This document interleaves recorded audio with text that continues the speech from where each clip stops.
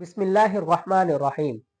بعض کا دل میں یہ شبہ پیدا ہوتا ہے کہ جب اللہ تعالیٰ نے یہ لکھ دیا ہے کہ فلاں بندہ یہ برا کام کرے گا تو پھر اس برا کام کرنے پر بندے کو سزا کیوں ملتی ہے؟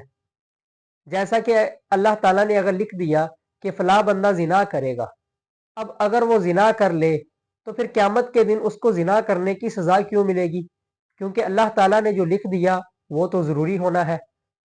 تو آئیے اس کے بارے میں سنتے ہیں مولانا منظور احمد مینگل صاحب کو کہ وہ کیا فرماتے ہیں۔ اللہ نے جب تقدیر میں لکھ دیا ہے، تقدیر میں اللہ نے لکھ دیا ہے، طے کر لیا ہے، سمجھ رہی میں ہے کہ نہیں، کہ عیسیٰ، موسیٰ، محمد، احمد، رحیم داد، کریم داد، عطاوند، فتح محمد، زلیخہ، زلیخہ، یہ لوگ ایمان نہیں لائیں گے۔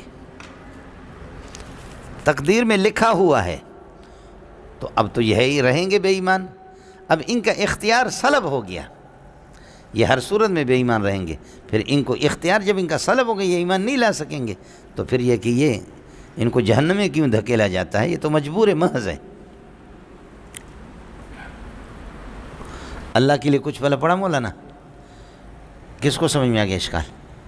اللہ نے لکھ دیا۔ اب جائے مولانا ایک بات آپ سے عرض کروں، قد قتلتنی مسئلۃ القدر، تقدیر کے مسئلے نے میری ہڈیاں توڑ دی، امام ابو حنیفہ فرماتے۔ لیکن میں آپ کو ایک بات عرض کروں، اتنی سی بات سمجھو کہ تقدیر ہے کیا؟ تقدیر اللہ کا علم ہے، بس بولو تقدیر کیا ہے؟ تقدیر اللہ کا علم ہے، ایک سمجھا آپ نے۔ دوسرا یہ ہے کہ علم کبھی کسی کے اختیار کو سلب نہیں کرتا، بس یہ لکھ لو، علم جو ہوتا ہے وہ کسی کے اختیار کو سلب نہیں کرتا، بس یہ۔ قدرت اختیار کو سلب کرے، علم اختیار کو سلب نہیں کرتا۔ تقدیر اللہ کے علم کو کہتے ہیں، تقدیر ہے ہی اللہ کا علم، لوح محفوظ میں معلوم ہے، یعنی امور استقبالیہ قیامت تک جتنے بھی سب اللہ کو پہلے سے معلوم ہے، بس اتنی سی بات ہے۔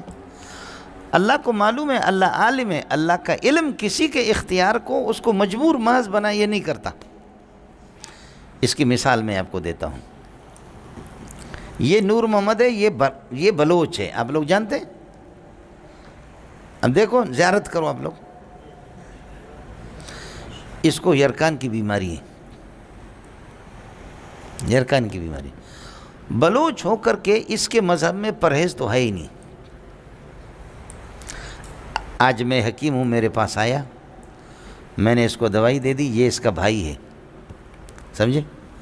میں نے یہ چلے گئے، میں نے اپنے ڈائری میں لکھا کہ نور محمد 2 مہینے کے بعد مرے گا،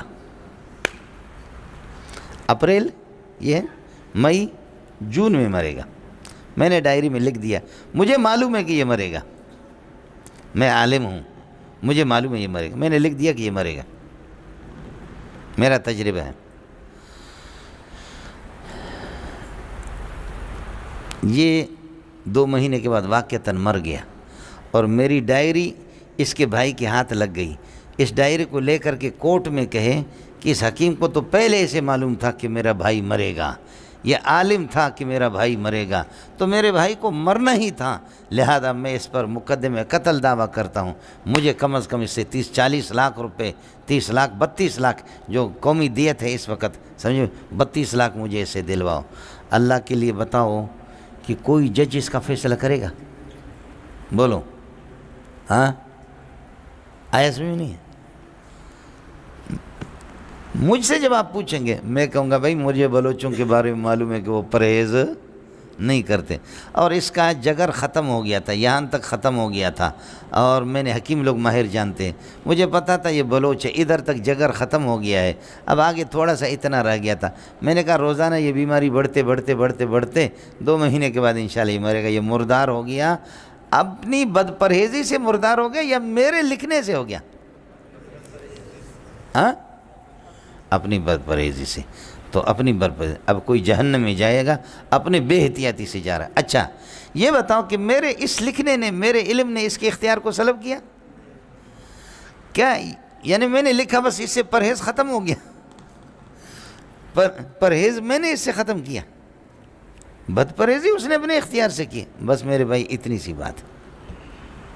یقیناً آپ کو اس شبے کا جواب مل گیا ہوگا کہ اللہ تعالیٰ کے لکھنے کی وجہ سے بندہ نہیں کرتا، بلکہ بندے نے یہ کام کرنا تھا، اس وجہ سے اللہ تعالیٰ نے لکھ دیا. اللہ تعالیٰ جو سنا گیا اس کو سمجھنے کی توفیق عطا فرمائے. وما علینا الا البلاغ.